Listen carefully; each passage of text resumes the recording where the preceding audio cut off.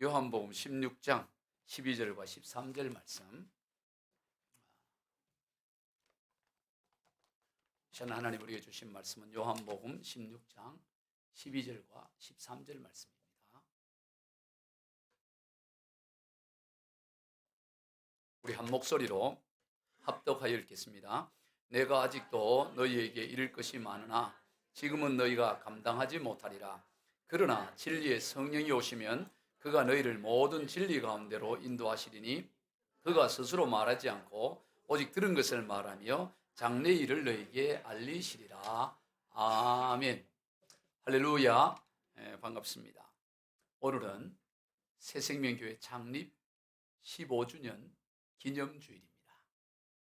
교회 창립을 기념하여 잔치하는 날입니다. 여러분, 교회는 실상 늘 잔치집과 같습니다. 세상살이 가운데 이런저런 전쟁과 같은 삶, 지친 삶을 살다가도 교회에 오면, 아버지 집에 오면 모든 풍성함이 있습니다. 흥이 있고 노래가 있고 감사가 있고 찬송이 있고 은혜가 있고 넘쳐난 풍성함이 있는 잔치집과 같은 것이 교회예요. 그래서 늘 세상살이 가운데 늘 주님의 집을 그리워하고 늘 주의 날을 그리워하고 에베소서 1장 23절에 보면 교회는 예수 그리스도의 몸이라고 말합니다. 교회는 그의 몸이니 만물 안에서 만물을 충만하게 하신 이의 충만함이라 그렇게 말씀해요. 여러분, 교회의 규모와 사이즈와 상관없이 교회는 예수 그리스도의 몸이기 때문에 모든 만물의 충만함이 넘쳐나는 것입니다. 오늘 이 특별히 창립기념주일 이 잔치날을 통하여 여러분의 10년 가운데 충만한 은혜가 넘쳐나기를 축복합니다. 새생명교회가 이 땅에 세워진 지 만 15년이 되었고 이제 16년째 되어버립니다.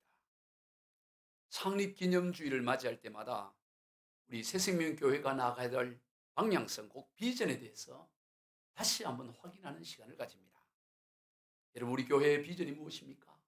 첫째는 성령이 주도하는 교회. 두 번째는 평신도 선교사를 파송하는 교회입니다. 그래서 언제나 주보 가운데 또 현수막 가운데 어디든지 성령이 주도하는 교회라는 것을 달력에도 써놓고 있고, 먼저는 성령의 주도하심이에요. 단임 목사가 주도하는 것도 아니요, 몇몇 사람이 주도하는 것도 아니요, 오직 성령 하나님이 주도하는 교회, 하나님이 주인인 교회, 그런 교회가 되기를 소망하며 지난 15년의 세월을 달려왔습니다. 그래서 가정마다 성령이 주도하고 개개인의 인생도 성령이 주도하고 모든 것을 오직 성령 하나님이 주도하시기를, 그것을 소망하며 그것을 비전으로 향하며 나왔습니다. 여러분, 우리 개개인의 인생 사이에 있어서 가장 크고 가장 획기적인 사건이 있다면 그것은 바로 우리 주 예수 그리스도를 믿음으로 말미암아 성령 하나님께서 우리의 인생 가운데 찾아오신 일입니다. 늘 말씀을 드리지만 예수님을 믿는다는 것은 예수님에 관해 지식을 갖게 되고 예수님이 이런저런 일을 했다는 것을 지적으로 동의하거나 인식하는 정도의 수준을 말하는 게 아닙니다. 예수님을 믿는다는 것은 예수님이 우리의 삶 가운데 찾아오심을 우리가 마음의 문을 열고 영접하여 그분과 함께 사는 삶을 말하는 겁니다. 그분을 우리 가운데 예수님의 영이신 성령을 우리가 영접하고 모셔드리고 살아가는 삶, 그것이 바로 믿음의 실체인 것입니다. 누구든지 예수님을 믿으면 예수님의 영이신 성령이 임하게 됩니다. 이것은 참으로 놀라운, 천지가 개벽하는 일만큼 놀라운 일이에요. 그런데 대부분의 사람들이 별로 놀라워하지 않습니다. 왜요? 육신의 눈에 보이질 않기 때문에, 그저 영적인 일이기 때문에 그저 성경에 그렇게 기록되어 있는가 보다 그렇게 그냥 넘어가는 것입니다. 그러나 이것은 참으로 자다가도 뻘떡 깨어나서 놀라워하고 감사하고 찬송할 만입이 내게 있으면 그 입 다 가지고 찬송하고 예배할 참으로 놀라운 일이 하나님이 우리의 인생 가운데 찾아오셔서 우리 안에 거하고 계시다는 사실. 여러분, 지난주 중에 현직 대통령이 여러분의 집을 찾아와서 한 주간 지내다가 또 돌아갔다면 얼마나 영광스럽게 여기고 아마 자자손손 영광으로 여기지 않겠습니까? 물론 지금 현직 대통령이 마음에 안 드는 사람이 있을 수 있어요. 그래도 직접 대통령이 찾아오면 오셨냐고 다 반길 거예요. 예? 마음에 안 들어. 그럼 바이든 대통령이 왔다고. 미국 바이든 대통령이. 예? 한 나라의 대통령이 우리의 집에 찾아와서 며칠 머물다가도 영광스러워할 것인데, 만왕의 왕 되신 하나님이 며칠간 머무는 것이 아니고 오늘 우리를 하나님의 집으로 삼으셔서 영원토록 우리 가운데 거하고 머물고 계신다는 건 이보다 놀라운 복이 없고 이보다 놀라운 감격스러운 일이 없는 거예요. 아멘. 네. 우리 가운데 성령 하나님이 거하십니다. 그리고 그분은 그저 거하고 가만히 계시는 것이 아니라 우리를 언제나 진리 가운데로 인도하시는 거예요. 성령님이 우리 가운데 거하셔서 우리를 진리 가운데로 인도하는 일이 얼마나 대단하고 놀라운 일인지 예수님은 제자들에게, 얘들아, 내가 너희들과 함께 있는 것보다 내가 떠나가는 게 너희들에게 훨씬 더 유익해라고 말씀합니다. 여러분 한번 생각해 보세요. 아니, 예수님이 떠나가는 일보다 더 유익한 일이 세상에 어디 있겠어요? 예수님이 함께하는 일보다 더 위대한 일이 어디 있겠습니까? 그런데 예수님은 아니야, 내가 너희들을 떠나가는 게 너희들에게 더 유익한 일이 있어. 왜냐하면 내가 떠나면 성령이 너희들 가운데 임하게 돼. 그만큼이나 성령이 임한다는 게 놀라운 거라는 거예요. 요한복음 16장 7절과 요한복음 16장 12절 13절을 연이어 읽습니다. 그러나 내가 너희에게 실상을 말하노니 내가 떠나가는 것이 너희에게 유익이라. 내가 떠나가지 아니하면 보혜사가 너희에게 오시지 아니할 것이요 가면 내가 그를 너희에게 보내리니 내가 아직도 너희에게 이를 것이 많으나 지금은 너희가 감당하지 못하리라. 그러나 진리의 성령이 오시면 그가 너희를 모든 진리 가운데로 인도하시리라. 얘들아, 실상을 말해. 실상은 내가 떠나는 게 너희들에게 더 유익해. 지금 너희들은 내가 다 말을 할 수가 없어. 감당을 못해. 그러나 성령이 너희에게 임하면 너희들을 모든 진리 가운데로 인도하리라. 주님이 떠나는 것이 더 유익할 정도로 성령 하나님이 우리 가운데 오시는 것은 그만큼이나 놀라운 복이고 은혜라는 것입니다. 왜 그렇습니까? 예수님은 육신의 몸을 입고 계셨기 때문에 존재의 한계성이 있었습니다. 동시에 두 곳에 있을 수 없어요. 육신을 입고 있기 때문에. 육신의 제한을 받습니다. 그러나 성령 하나님은 영이시기 때문에 시 공간을 초월하는 거예요. 저는 어렸을 때 모세 시대에 모세와 그 당시 살던 사람들이 참으로 부러웠습니다. 야, 나도 모세 시대에 살았으면 홍해가 갈라지는 것도 보고 하늘에서 만나가 내려오는 것, 반석에서 물이 나고, 그 낮에는 구름 기둥으로 밤에는 불 기둥으로 눈만 떠보면 다 볼 수 있는 이 놀라운 하나님의 역사. 참 모세 시대 모세와 그와 함께했던 사람들이 참 부러웠겠다. 부러웠어요. 그리고 예수님 시대도 마찬가지입니다. 예수님과 그 시대 부러웠습니다. 예수님이 직접 하시는 말씀을 듣고, 그리고 예수님이 친히 역사하시는 그 모든 놀라운 기적을 생생히 지켜보는 그 제자들과 무리들이 부러웠어요. 야, 얼마나 좋았을까. 물로 포도주 만들고 그 맛은 어떤 맛일까요? 500여의 그 떡은 어떤 외주로 맛일까? 파리바게뜨 맛일까? 어디가 다 놀랍잖아요. 놀랍잖아요. 부러웠어요. 부러웠어.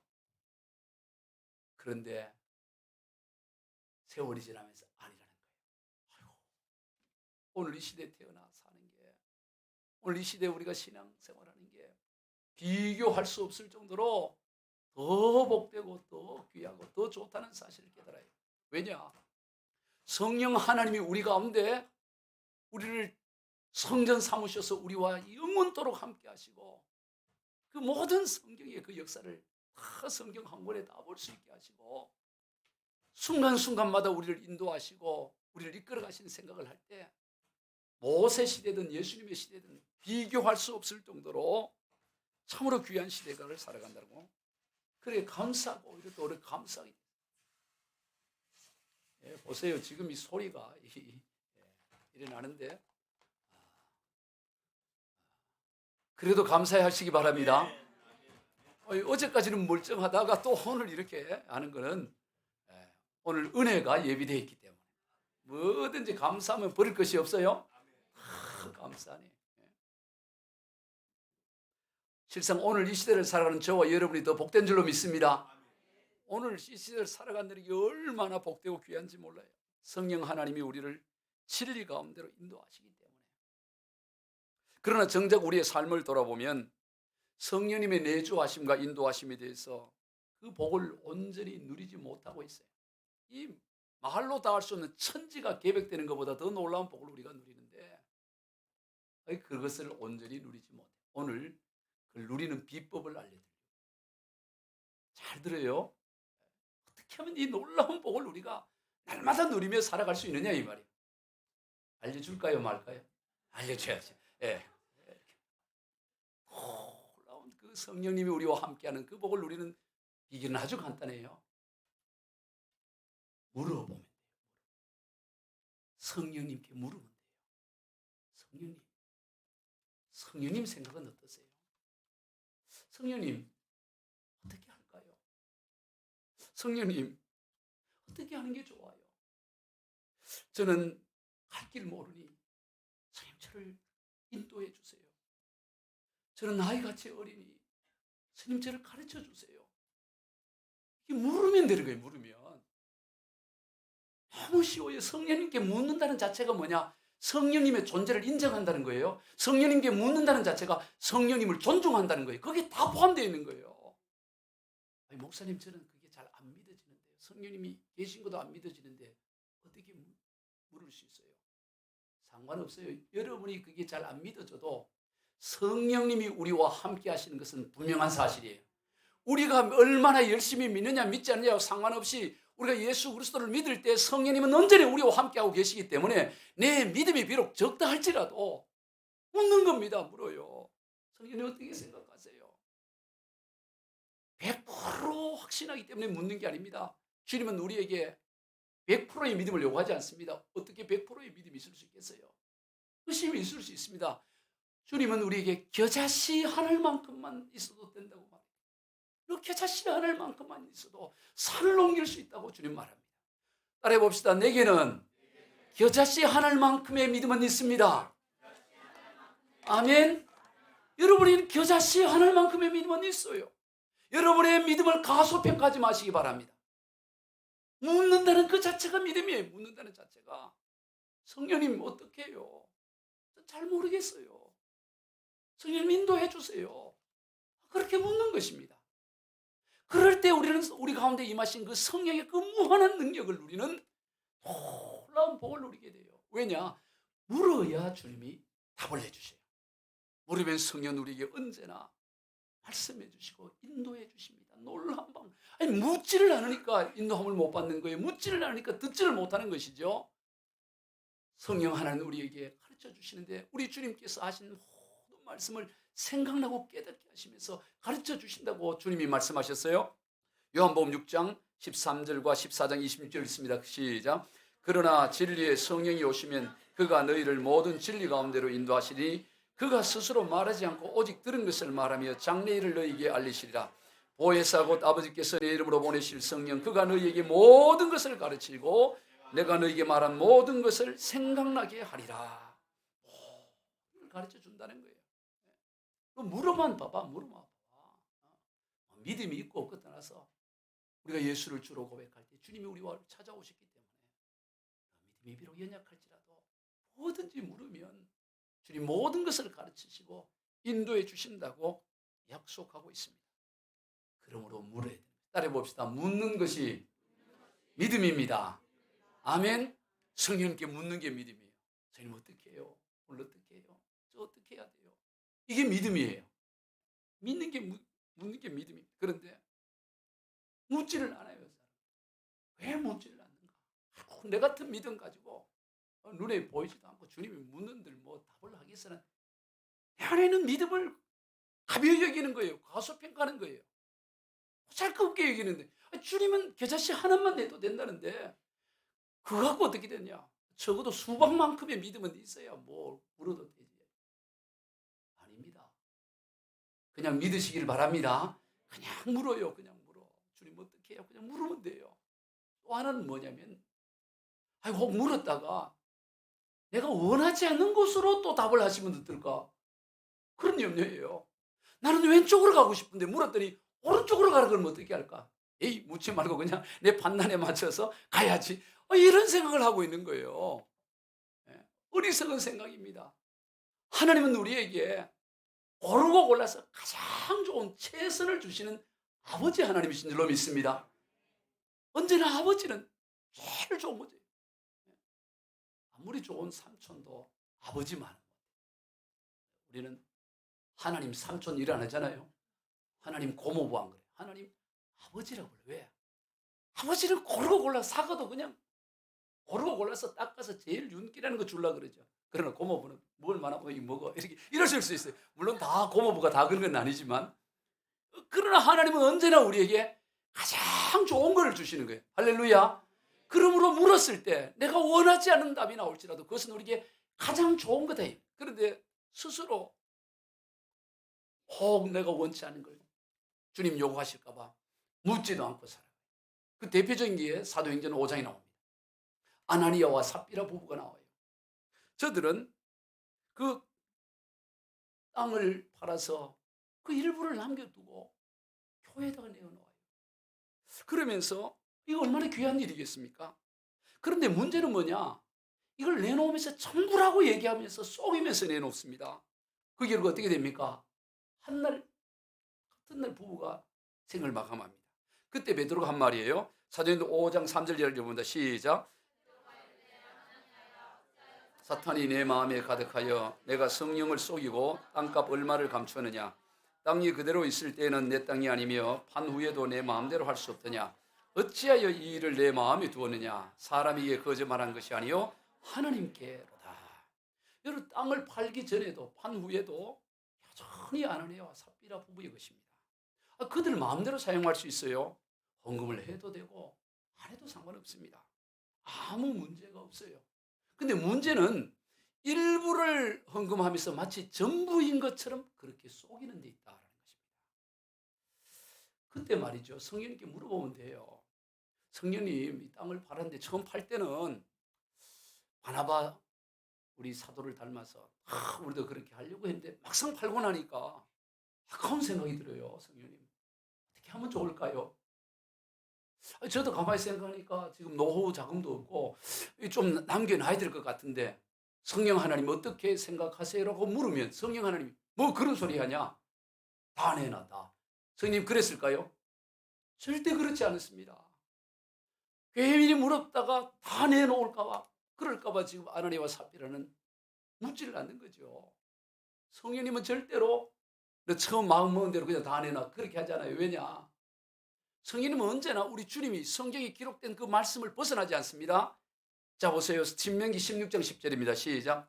내 하나님 여호와께서 내게 복을 주신 대로 내 힘을 헤아려 자원하는 예물을 드리고 고린도후서 9장 7절 각각 그 마음에 정한 대로 할 것이요 인색하거나 억지로 하지 말지니 하나님은 즐겨내는 자를 사랑하시느니라. 괜찮아. 너 마음이 안 생기면 다 안 내도 돼. 주님 성령은 우리에게 그렇게 말씀하시지. 다 내어놓으라 그렇게 하지 않는다. 그런데 미리 스스로 생각하는 거죠. 그래서 속이는 것이죠. 그 결과 같은 날 죽음을 맞지 않은 것을 보게 되는 것입니다.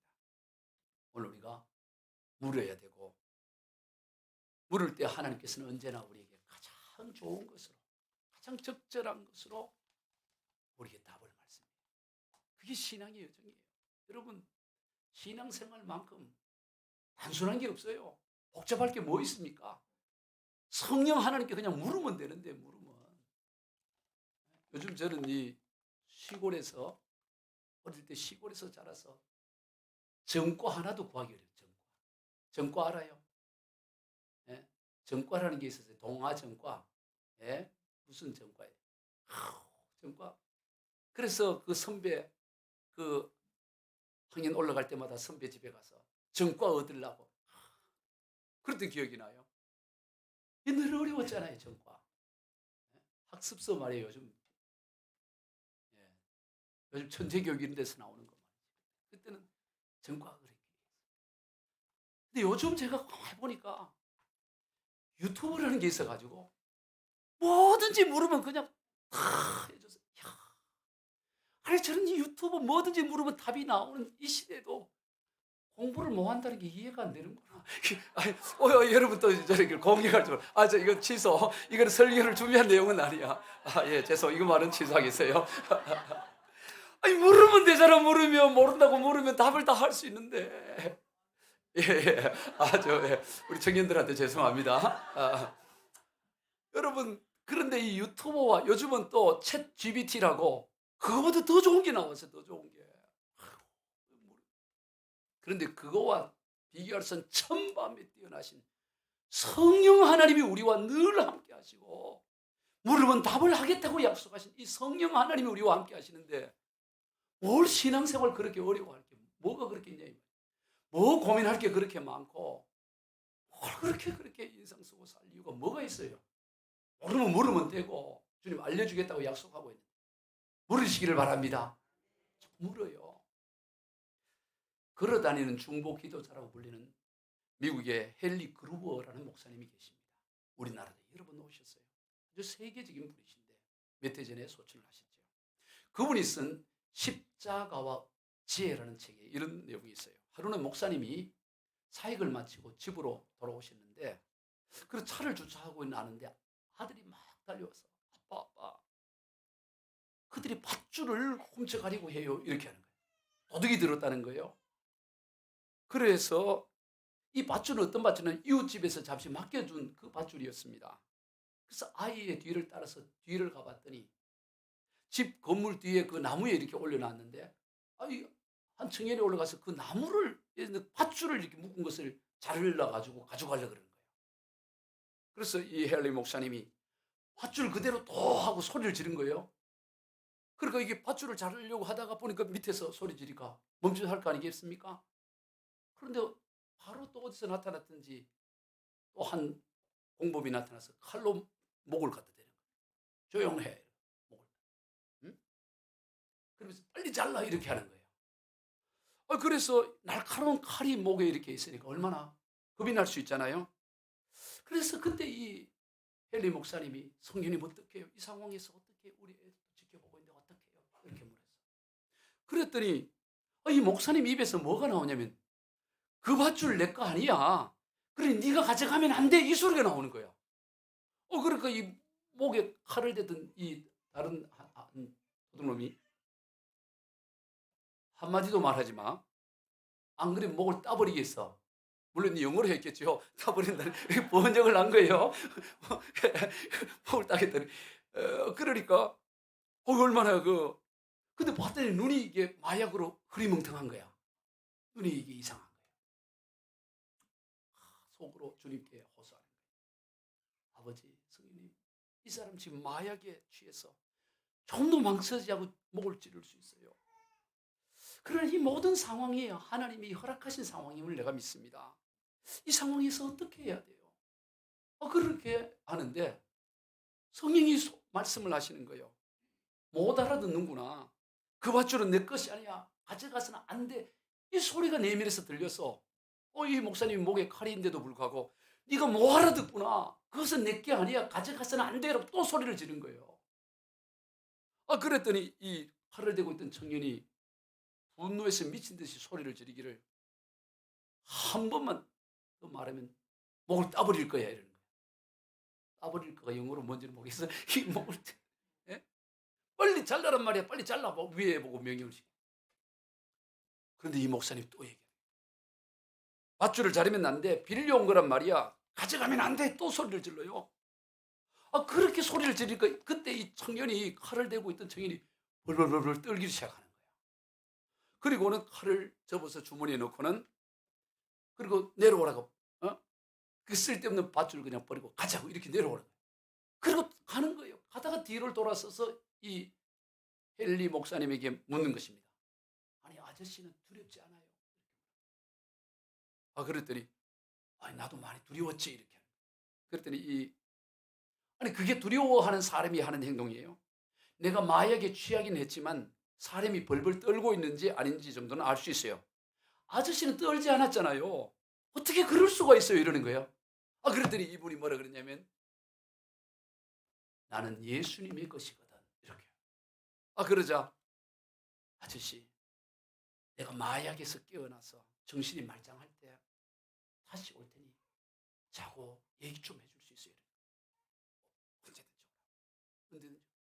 그래서 나중에 정말로 이 청년이 온 겁니다. 와서 예수 복음을 듣기 시작하는 거예요. 왜냐하면 이 있을 수 없는 일을 경험한 거 아니겠어요?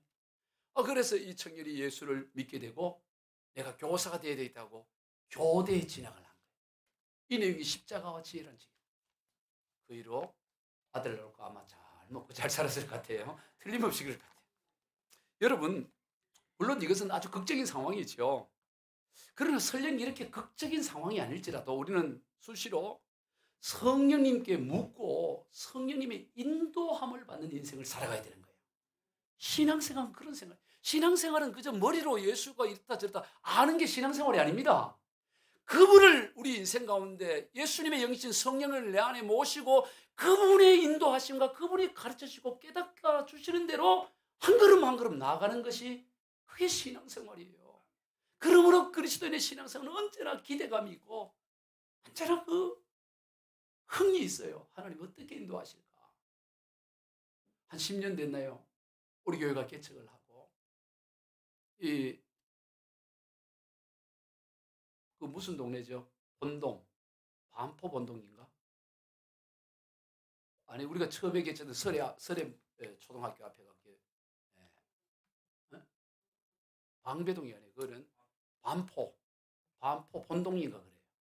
거기서 시작을 하고 작은 데서 시작을 하고 지하에서 시작을 하다 보니까 사람들이 오지도 않고 일단 사람들이 와야 되잖아요. 아무리 명설교를 한들 죄송합니다. 하여튼 사람이 와야 듣지. 안 오면 어떡해. 그래서 아유 지하에서 안 오는가 보다 하고 거기서 길 건너 태평백화점 그쪽 넘어서 동작구 사당동으로 갔죠. 90몇 평짜리 3층에 지하에 조그마한 한 20평 될 것만 조그마한 데 있다가 지상 3층에 90몇 실평수 93평에 가니까 얼마나 넓어 보이고 개척하기 전에 그보다 훨씬 더 큰 독립 건물이 있는 교회에서 사역을 했었는데 그 지하에서 1년 9개월 있다가 지상 3층에 가니까 이야 그때 제가 너무 감동이 돼서 그날 그 강대상에서 잠을 잤어요. 잠을 자면서 하나님께 기도를 했어요. 하나님 나중에 교회가 건축된들 이보다 더 기쁘겠습니까? 이보다 너무 제가 기쁩니다. 내 지하에 곰팡이 피는 작은 거기 있다가 이 지상에 올라오니까 공기도 다르고 애들도 막 뛰어다니고 숨바꼭질하고 너무너무 좋은 거예요. 너무 좋아요. 그래서 나중에 독립 건물을 세우고 한들 이렇게 좋겠습니까? 그래 아주 기쁜데 그 기쁨도 잠시 3층에 올라갔다고 해서 부흥되는 게 아니에요. 어차피 독립 건물이 아니기에 건물 상가 있는 건물 보고 교우들이 오는 게 아니에요. 그 다음부터 계속 이 보증금을 까먹어야 되는 그런 상황 가운데 어려운 가운데 있는 거죠. 그 어려운 가운데 있는데 어느 날 지금 우리 교회를 떠난 어느 집사님이 그분도 직장이 없었어요. 직장이 없어가지고 늘 교회에 왔어. 교회에서 둘이서 늘 지내는데 점심시간이 되면 식당도 잘 없어갖고 우리 같이 밥을 먹읍시다. 돈도 없고 그때 제가 뭐를 배웠냐면 국수를 끓이는 걸 배웠어요. 국수 이게 무슨 국수야? 비빔국수를 해서 비빔국수는 조금만 넣어도 양이 많아요. 조금만 넣어도 그때 국수로 이게 면장사 돈 되는구나 싶어서 왜냐하면 이게 양을 조금만 넣어도 양이 이렇게 많아져 버려.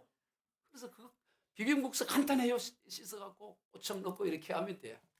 그 두 사람이 비빔국수 먹으면서 이렇게 이제 미래를 얘기하고 이랬는데 어느 날 그분이 그러더라고요. 목사님, 저도 11조도 모아서 헌금도 없고 그런데 한 달에 월세만 해도 200만 원이 훨씬 넘는데 정말 참 걱정이 된다 그랬어요. 그때 제가 그분에게 이런 말을 했어요. 집사님, 하나님이 저보고 여기 오라 그래서 왔고 하나님이 저를 하여금 교회를 세울 때 비전을 주셨는데 그것은 바로 성령 하나님이 주도하는 교회, 성령님이 주도하는 교회라는 비전을 줬습니다. 성령님이 담임 목사 되고 당회장 되고 나는 부목사 되고 전도사 되고 오직 성령 하나님이 끌어가는 교회예요. 그래서 우리 교회는 비전이 성령이 주도하는 교회입니다. 그런데 저는 이 성령이 주도하는 이 표어 비전은 제 통장에 수백억이 있는 것보다 저는 더 든든합니다. 물론 정말로 그 정도 든든한 건 아니에요. 수백억도 없고 없지만 말이 그렇다는 거예요. 말이 그 100% 정말 그렇게 했어요. 성령이 주도한다고 해서 아무 걱정이 없어요. 지금 월세 까먹고 있는데 지금 주인이 와서 독촉하고 있는데 그런데 뭐가 그리 든든하게. 그러나 믿음으로 그 단어를 취하는 믿음으로 제 통장에 수백억이 있는 것보다 성령이 주도하는 교회라는 게 저는 더 든든합니다. 할렐루야. 그 고백을 주님이 들어주시고 다 까먹었지만 하나님이 놀라운 기적을 행해서 이 방배드 이 자리로 놀랍게 해서 여기를 사서 올 수 있도록 도무지 잊을 수 없는 3개월만 지나면 그냥 길바닥에 앉아야 돼. 보증금 다 까먹고 길바닥에 앉아야 그 상황 가운데 하나님이 기적 같은 역사를 행하셔서 여기를 그냥 임대로 온 것도 아니고 사서 올 수 있도록 하시고. 여러분, 성령이 주도하십니다. 하나님이 하는 거예요. 하나님이. 내가 믿음이 있기 때문에 그래 말하는 것이 아닙니다. 여러분이 믿음이 있기 때문에 항상 그런 게 아니라 그렇게 선포하는 자체가 믿음인 줄로 믿습니다. 그렇게 선포하는 거예요. 그 믿음은 겨자씨만한 믿음일 수 있어요. 훅 불으면 사라져버릴 것 같은 믿음이에요. 그러나 내게 겨자씨만한 믿음이 있을지라도 그 믿음을 귀하게 여기는 거예요. 그럴 때 산이 옮겨지는 역사가 일어나는 것입니다. 우리 새세민교회는, 우리 모든 교우들은, 저와 여러분의 가정은, 여러분의 사업장, 직장, 여러분의 자녀는 오직 하나의 비전, 성령이 주도하는 교회, 가정, 개인이 되기를 소망합니다. 오직 성령 하나님 주도해 주세요. 저는 잘 몰라요. 자녀 교육 잘 몰라요. 우리 예진이, 지훈이 예봄이 어떻게 키울 거야? 이제 100일 정도 지났는데 걱정할 거 없어. 성령 하나님이 인도하시면 돼. 아멘. 성령님이 이 딸아이 성령님 인도해 주세요. 이 아이 성령님 인도해 주세요. 성령님께 맡기면 돼요. 그게 성령이 주도하는 삶입니다. 다음으로 우리 교회의 이 비전은 성령의 주도하심을 따라 궁극적 사역의 방향인 복음을 전하는 선교사적 삶을 살아가는 거예요.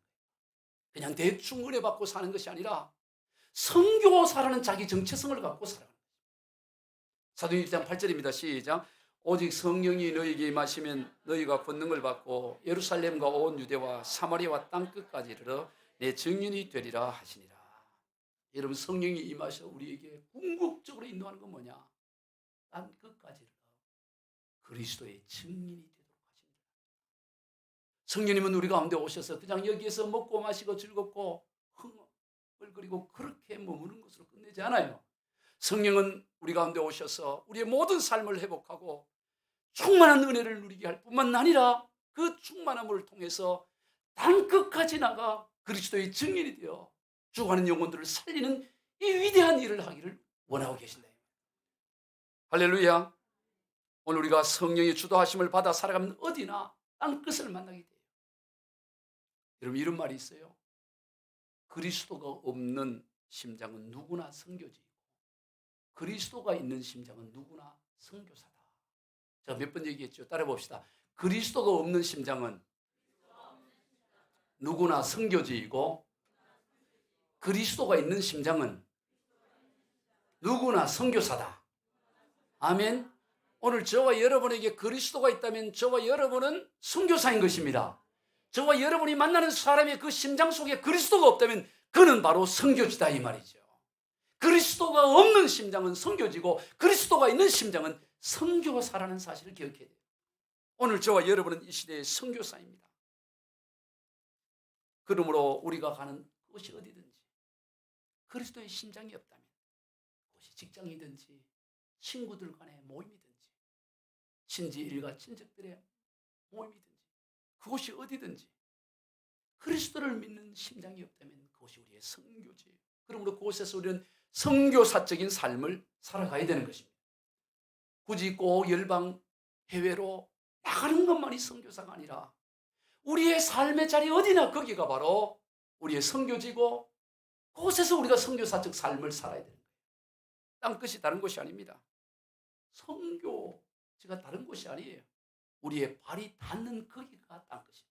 따라해 봅시다. 내 발이 닿는 곳이 땅끝입니다.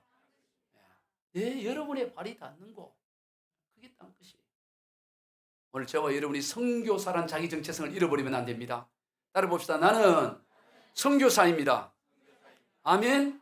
오늘 저와 여러분은 선교사예요. 선교사는 특별한 사람만 선교사가 아닙니다. 누구든지 예수 그리스도를 믿고 회심하는 순간 우리는 선교사적인 책임을 동시에 부여받는 거예요. 믿음이 나중에 한 10년, 20년 신앙생활 잘하고 좋다 보니 이제 너는 이제 선교적 사명을 감당하다. 그게 아니에요. 주님은 우리를 부르자마자 너는 선교사라고 말합니다. 마태복음 4장에서 예수님께서 베드로와 안드레를 부르지요. 부르고 나서 한 몇 년 지나고 나서 한 1년, 2년 지나고 이제 됐구나 하고 너를 내가 사람 낚는 어부가 되게 하겠다. 이렇게 한 게 아니에요. 부르자마자 바로 얘기합니다. 우리 사도행전 4장 19절 시작. 나를 따라오라. 내가 너희를 사람을 낚는 어부가 되게 하리라. 따라오라고 하면서 바로 미션을 줘요. 너희들 이제 사람 낚는 어부, 너희들 이제 선교사야. 이렇게 말한다 이 말이에요. 베드로뿐만 아니라 바울도 마찬가지입니다. 바울도 회심하고 나서 몇 년 지난 다음에 말한 게 아니에요. 사도행전 9장에서 바울이 다메스코에서 주님을 만나는데 만나고 나자마자 주님 뭐라 그러냐. 사도행전 9장 15절 시작. 주께서 이르시되 가라. 이 사람은 내 이름을 이방인과 임금들과 이스라엘 자손들에게 전하기 위하여 택한 나의 그릇이라. 부르자마자 성적 사명을 갑니다. 아이고 나는 아직 선교사적 삶을 상상하기에는 믿음이 연약해요. 부족해요. 그런 소리 하지 말아요. 그럼 언제쯤 되면 충분하다고 할 날이 언제 와요? 관속에 들어갈 날까지 그런 날 오지 않아요. 항상 부족해. 항상 언제나 부족해요. 바로 지금이 선교사적 삶을 살 땐 줄로 믿습니다. 주의 영 성령이 계시면 그 성령은 땅끝까지 이르러 증인이 되게 하시기 때문에 내 수준과 상관없이 내 안에 계신 성령 하나님 때문에 오늘 우리는 바로 순종하고 나갈 때 선교사적 삶을 살게 된다 이 말이에요. 먼 훗날이 아닙니다. 그러므로 내 뜻과 내 생각과 상관없이 성령님 따라가면 돼요. 뭘 얼마나 더 성경을 알아야 되고 얼마나 더 기도를 해야 되고 뭘 얼마나 더 깊이 오묘한 진리를 깨달아야 되겠어요. 그런 거 없습니다. 복음은 단순하고 간단합니다. 누가 듣더라도 금방 알 수 있는 거예요. 그냥 순종하면 나갑니다. 사도행전 8장에 보면 최초의 순교자인 스데반 집사님이 순교한 이후에 사도들을 제외한 모든 사람들이 다 흩어졌어요. 그때 빌립 집사님은 사마리아로 갑니다. 그리고 그곳에서 숨어 지내는 것이 아니라 핍박 때문에 피했는데 피했다고 어디 가만히 숨어 있는 게 아니고 그리스도의 복음을 전하는 거예요. 그러자 기적과 능력이 나타나고 중풍병자가 낫고 귀신이 떠나가고 그리고 많은 사람이 예수를 믿는 놀라운 역사가 일어납니다. 사도행전 8장 5절로 8절인데 시작. 빌립이 사마리아 성에 내려가 그리스도를 백성에 전파하니 무리가 빌립의 말도 듣고 행하는 표적도 보고 한 마음으로 그가 하는 말을 따르더라. 많은 사람이 붙었던 더러운 귀신들이 크게 소리를 지르며 나가고 또 많은 중풍병자와 못 걷는 사람이 나오니 그 성에 큰 기쁨이 있더라. 엄청난 역사가 사마리 성에 일어납니다. 그런데 생뚱맞게 성령 하나님이 하나님의 사자가 뭐라 그러냐. 야 여기 좀 멈추고 저 광야로 가라. 광야는 사람이 없는 거예요. 예루살렘에서 가사 지금의 가자 지구를 말합니다. 애굽으로 내가는 길이에요. 그 광야로 가봐라 이런 거예요. 지금 어마어마한 역사가 나타나고 온 사마리아 성이 붕 일어나고 있는데 아니 생뚱맞게 사람도 없는 그런 곳으로 가라 그럽니다. 그때 이 빌립은 이해가 안 되지만 모든 사역을 멈추고 순종하여 그냥 가요. 순종이 뭐 어려워요. 그냥 가면 되는 거지. 그렇죠? 내려놓으면 그냥 가는 거지. 알겠습니다. 그냥 가면 돼요. 뭐 연구할 게 뭐 있어. 그냥 가는 거예요. 갔더니 거기서 누구를 만납니까? 에디오피아의 내시, 간다기의 국고를 맡은 에디오피아 내시가 예수님에 관한 기록인 이사야 53장의 내용을 읽고 있는 거예요. 이게 뭔 말인지 모르고 있었는데 빌립이 나타나서 그 말씀을 매개체로 해서 예수 복음을 전하게 되고 도중에 세례를 받게 되고 그 결과 에디오피아에 복음화가 일어나는 역사가 일어나는 거예요. 이게 놀라운 일이에요. 여러분, 성령 하나님 우리에게 말씀하실 때 도무지 이해가 되지 않고, 아니 지금 할 일도 너무 많은데 지금 몸이 두 개라도 바쁜데 왜 갑자기 가만 잘 되는 일 멈추고 저리 가라고 얘기하냐 싶지만, 우리가 순종하여 나가게 될 때 성령의 하나님의 역사를 우리가 만나게 되는 것입니다. 그러므로 우리는 순종하여 나가는 것입니다.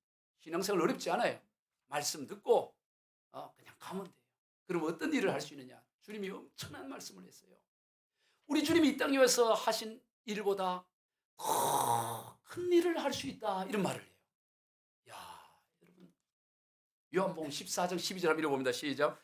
내가 진실로 진실로 너희에게 이르노니 나를 믿는 자는 내가 하는 일을 그도 할 것이요 또한 그보다 큰 일을 하리니 이는 내가 아버지께로 감이라.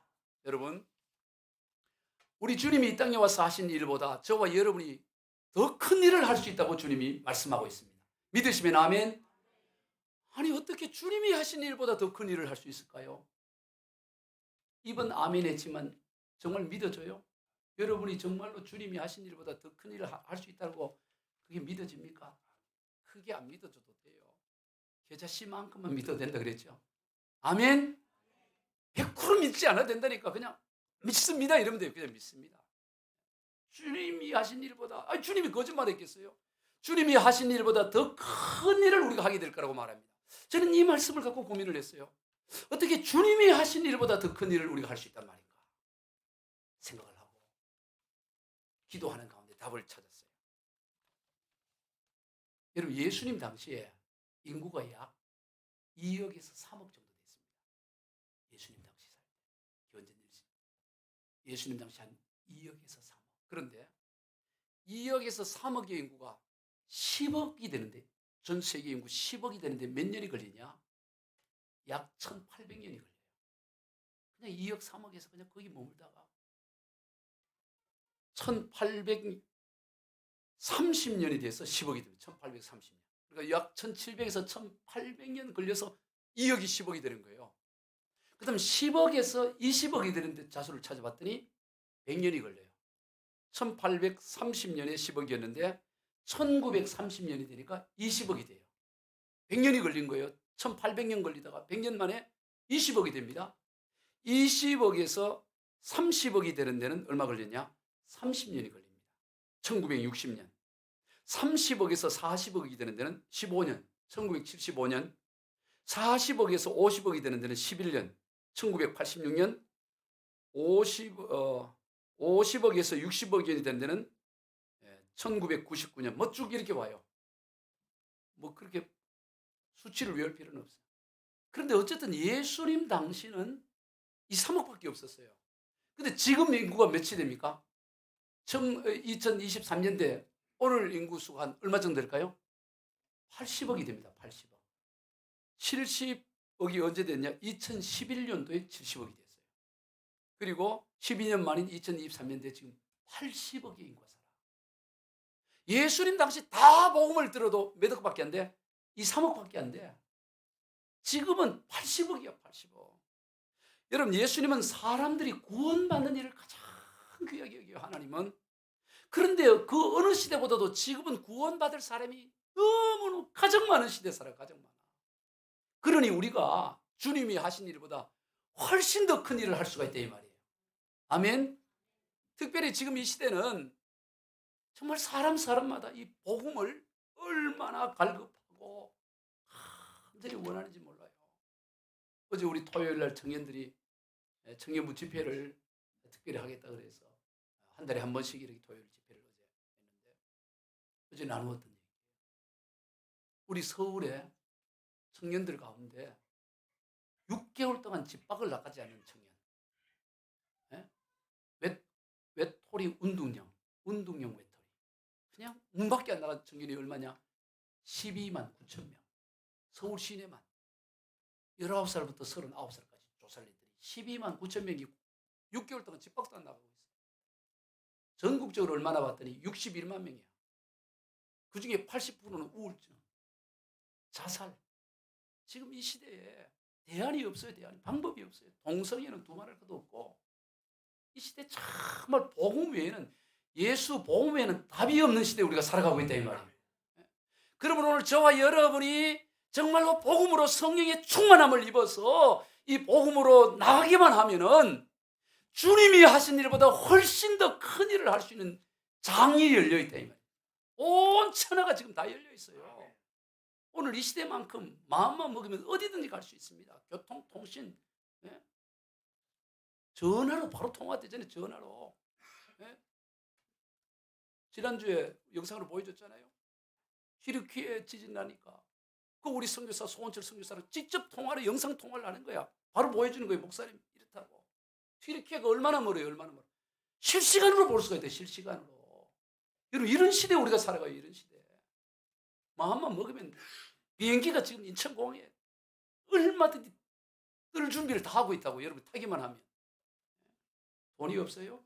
돈도 구하면 다 주세요. 우리가 선교 세계로 나갈 수 있고 어디든지 시동 걸면 몇 시간 안에 전국을 다닐 수 있고 우리가 하나님의 사역을 하려고 마음먹으면 할 일이 천지다 이 말. 천지. 할렐루야. 성령의 충만함을 받아서 이 선교자적 삶을 살기로 결단하면 지금보다 더 좋은 시대가 없어요. 최고의 시대를 살아간다고. 뭐 코로나 때문에 어렵다 그런 소리 하지 말아요. 우리 주님은 코로나보다 천배만배 크신 주님인 줄로 믿습니다. 우리가 정말로 성령의 충만을 받고 사역을 해나가기만 합니다. 찬송가 589장 가사 그대로의 넓은 들의 좁은 들이 아니야. 넓은 들에 익은 곳이 황금 물결을 비치며 어디든지 태양빛에 어디든지 지금 곡식을 거둬야 될 때야. 아멘. 추수할 것 많은 때에 일꾼심이 적으니 열심히 있는 일꾼들을 주여 보내주소서. 오늘 저와 여러분이 그런 일꾼이 되기를 주의 이름으로 축원드립니다. 요 며칠간요 세계적인 이슈가 있었어요. 여러분 살기 바빠갖고 관심을 못 가졌을지 모르지만 우리 기독교 신문마다 다 국민일보 미션 라이프를 비롯해서 기독교 신문이라는 신문은 다 이 기사가 뜨고 미국의 CNN, 폭스, NBC 유수한 방송에서도 이것을 집중 취재를 해서 한 내용이 있어요. 그게 뭐냐면 미국 켄터키 주에 있는 윌모어라는 지역에 있는 에즈베리 대학교에서 일어나고 있는 부흥의 소식이었어요. 지난 2월 8일 날 오전 10시에 외부 강사 목사님이 오셔서 메시지를 전하고 나서 그 일반과 교회와 여러분의 가족을 위해 기도하라고 하고 내려갔어요. 그런데 그 여에 머물러 이제 채플이 끝났으니까 또 수업하러 가야 되는데 수업이 없는 한 30명의 우리 학생들이 거기에 머물러 기도하기를 시작하는데 그때 성령의 불이 임하는 거예요. 성령이 임해서 그 뜨겁게 기도하고 그리고 수업을 갔던 애들에게도 성령이 임해서 갔다가 와서 기도하기 시작하는데 그러면서 에즈베리 대학교에 자기들이 SNS를 보면서 몰려오기 시작합니다. 몰려오기 시작하는데 이 대학뿐만 아니라 이게 퍼져나가면서 미국 전역에서 여기로 몰려오죠. 전역에서 그 지역의 인구 전체 수 한 6천에서 7천 명밖에 하는데 몇만 명이 몰려오래요. 몇만 명이.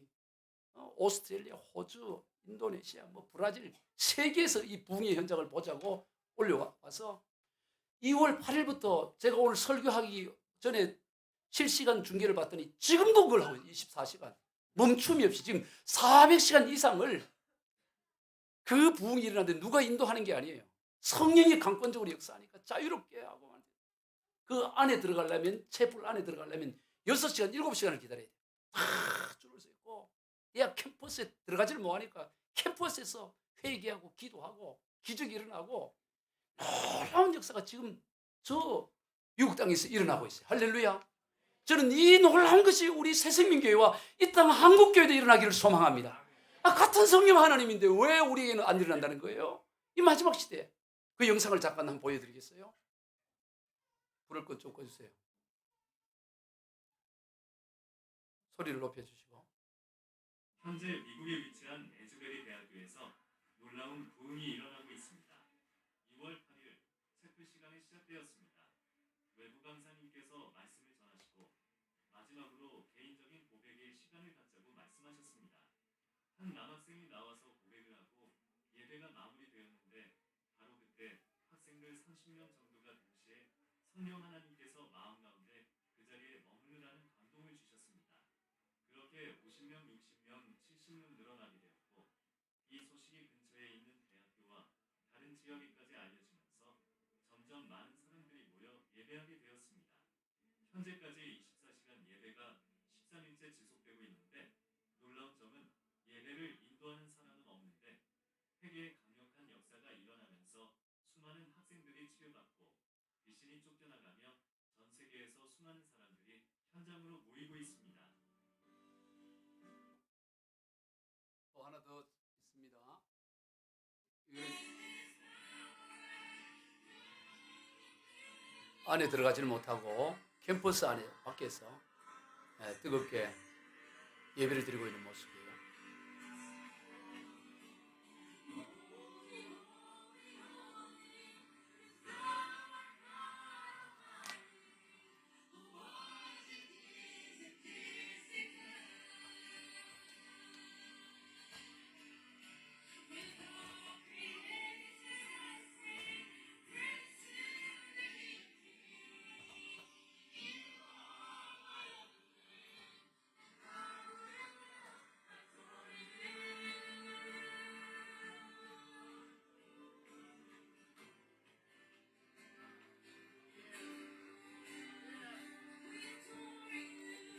자, 여기까지만 보여주시겠습니다.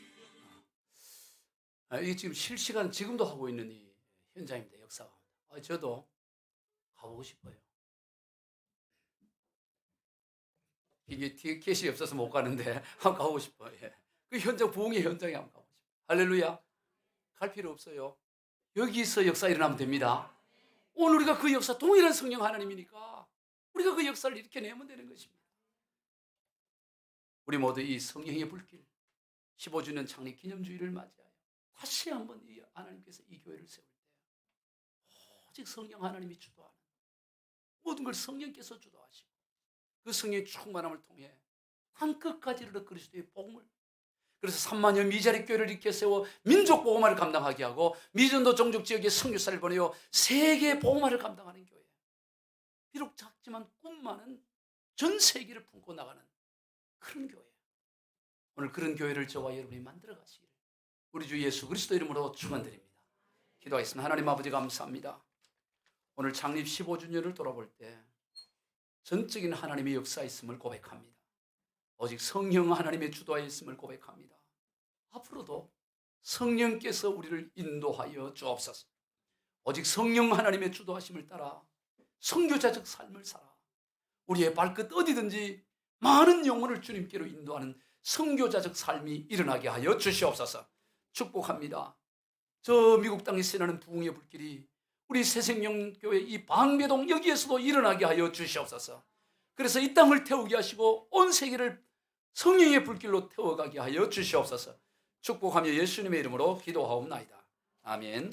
우리 찬송가 211